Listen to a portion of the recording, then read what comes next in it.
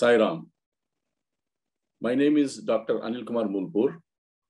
I am a cardiothoracic surgeon. I work as a group medical director in Sunshine Hospitals in Hyderabad. On the occasion of the World Heart Day, it's very important that we understand the very killer of the young in this generation, and that is myocardial infarction in medical terms, or heart attack in common parlance. Everyone is endowed with a healthy heart, at least most of us, unless there is something like a manufacturing defect, which we call as a congenital heart disease. So it is our duty to look after this heart, which you may not actually realize that it is pumping relentlessly 5 to 6 liters of blood in 1 minute. Heart is a phenomenal creation in the nature, and it just weighs 250 grams in an adult. This pump, which is the size of your closed fist, continues to work whether you are awake or asleep, whether you are running or resting, 24/7, 365, as long as you live. Now, like all other organs which are getting pure blood and nutrients, because of this pumping capacity of the heart itself, being an organ in the body, requires nutrition and oxygen.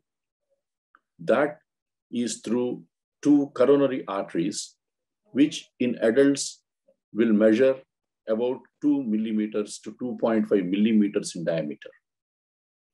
They start coming out of aorta, which is the main blood vessel which pumps blood to the entire body. These 2 coronary arteries, which according to their side are called right and left coronary arteries, supply blood to the heart. Over a period of time, a process called atherosclerosis means that a porridge-like fatty material starts getting deposited in the coronary arteries. This process, please understand, is a relentless process once it starts. And that's the reason why you need to understand why it starts, how it starts, and then you can hopefully prevent heart attacks. And in the unfortunate event that somebody already had a heart attack and has been diagnosed to have coronary artery disease, at least will now be able to do something to decelerate, if not totally stop, its progress. There are certain risk factors for the development of this atherosclerosis, and these risk factors are in your hands, and therefore we call them modifiable risk factors. There are certain others which are not in your hand, which we call them as non-modifiable risk factors. Now first look at the modifiable risk factors. What is there in your hands which you can do to stay away from heart attacks? Please understand, there are people who are sole breadwinners. Families are dependent on them.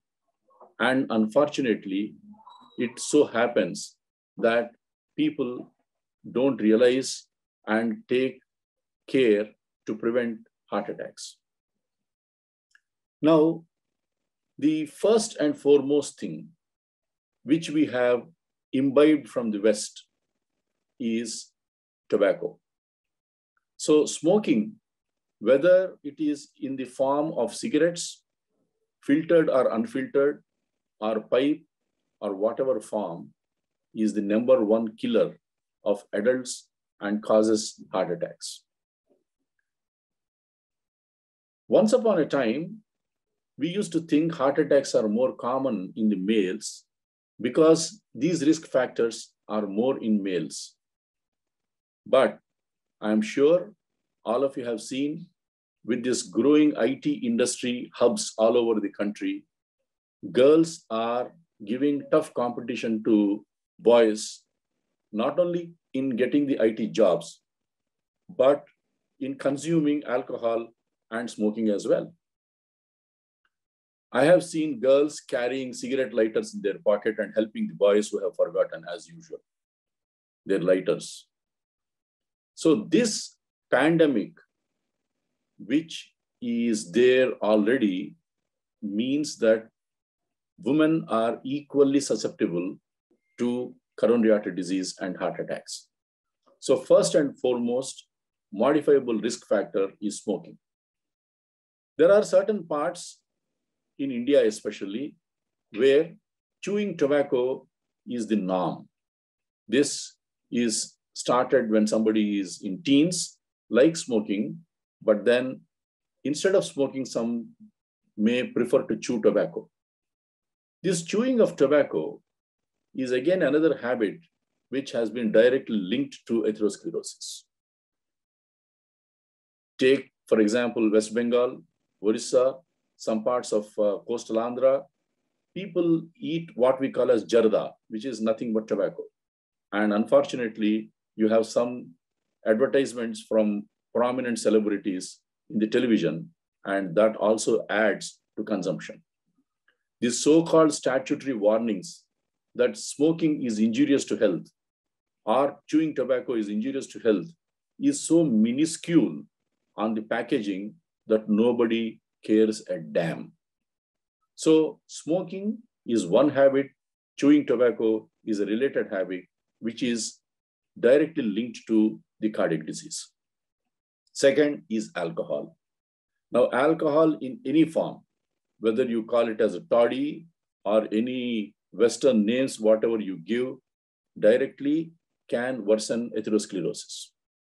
If somebody has told you that red wine is good and have a peg every night, they are only misleading you.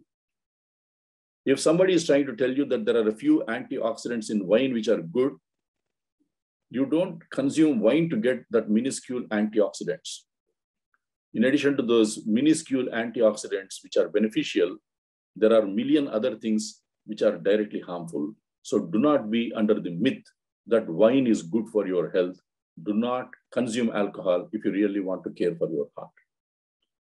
Now, when I say do not consume alcohol, if somebody says, what is the point in living without alcohol? Then I can, as a doctor, say, maybe at least cut down. Unfortunately, there are what are called as quotas which are prescribed in Europe. How many, pints or gallons a woman or a man can consume per week. But these are partly under social pressures. You have to understand alcohol is bad. If you want your perfect health, do not consume it. As I said, if you want to argue that there is no point in living a clean life, then by far go ahead, but then at least minimize the liquor which you consume. The third thing, which is again a very major problem, is diabetes. Diabetes in India has been a silent killer all through and is projected to rise to world's capital level in another 5 to 6 years from now. There is no family which doesn't have a relative in staying in America, in India. Similarly, there is no family in India which does not have a diabetic. That is how rampant diabetes is. Now, diabetes is not going to cause any symptoms in the first few years. And that's the reason why you have to make sure that if there is a family history, you actively look for your fasting blood sugars and make sure that it is under control. Now, people who have diabetes, it is a vexing problem because they have to take medicines forever and they'll find so many other reasons why they want to come off the medications. If you are a diabetic, it is imperative that you follow 3 things. 1, make sure that your fasting blood sugar is always under 110 milligrams per deciliter. These days, you have dependable monitoring devices which you can use at home and record your blood sugar frequently. Second, 2 hours post-lunch blood sugar, you make sure that it doesn't cross 160 milligrams per deciliter. And third, you make sure if you're a diabetic, you take what is called as a statin, whether it is a rosuvastatin or atorvastatin. You must take, there is no choice. That is the only prevention for coronary artery disease. And make sure that your LDL cholesterol is less than 70 milligrams per deciliter. So if you follow these three, keep LDL cholesterol less than 70 milligrams per deciliter, fasting blood sugar less than 110 milligrams per deciliter, and 2-hour post-lunch blood sugar less than 160 milligrams per deciliter. That is the best you can do. Whatever medications, exercise, yoga, pranayam you want to do, by all means, go ahead and do it. But make sure that you achieve what I have outlined as the goals. So that's the third thing we talked about.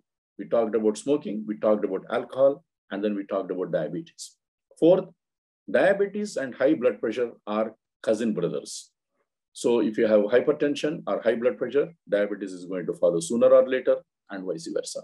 Therefore, you make sure that your blood pressure is again under good control, and it should not cross 140/90 max, but preferably it is around 120/80. Unless you are 60, 70 years old, then maybe we can tweak up to 140/90. So that is something which you should bear in mind and make sure that you also control that. The next thing is obesity.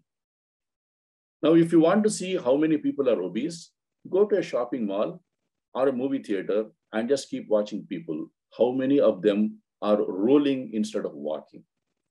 That includes teenagers, that includes adult females, males, no gender bias, no age discrimination.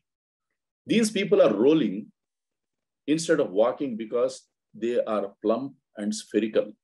And that is the reason why. That means in the last several years, they have lost the plot about maintaining their figure. How much should you weigh? Very simple. All of you are smart and you've got smartphones. See what is your weight, see what is your height, and calculate what is given as a body mass index. And you will know whether you are overweight, underweight, normal weight, or obese. If you are even a few kilograms more than what is actually ideal for you, you would definitely get into trouble, especially as you age. Therefore, hit the gym, do exercise, carry on with rigorous dieting, and make sure that you will maintain your figure. In other words, you'll have to maintain your ideal body weight. Hurry, worry, and curry. These are the three things which, in addition to what we mentioned, cause heart attacks. If you are going to hurry, as in suppose you need to reach your place of work or school or college at 9 a.m. And if you are in bed till 8, 10 a.m., obviously you're going to hurry. And that, believe me, will cause heart attacks in the long run. You want to reach your office at 9 a.m., get up at 6 a.m., get ready and get out. In fact, maybe get up at 5 a.m. and then do some exercise and get out. But those of us who have this habit of leaving everything to the last minute and hassle for everything, then you will definitely get into trouble. So that is about hurry. Worry.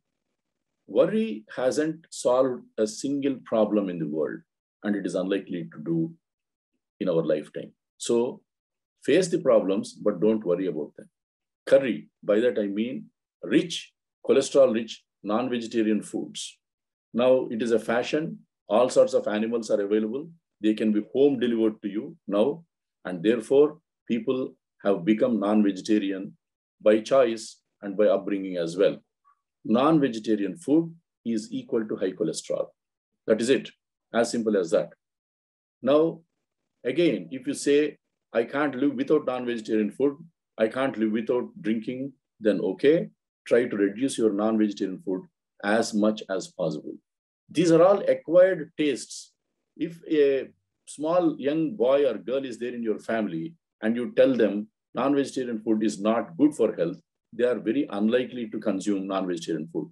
On the other hand, it is the parents who actually activate their children to get used to these foods because they, apart from causing heart attacks, can cause so many other diseases. So in general, please understand non-vegetarian food is bad for you. There is nothing wrong in going for once in a while a pizza or pasta or eating outside.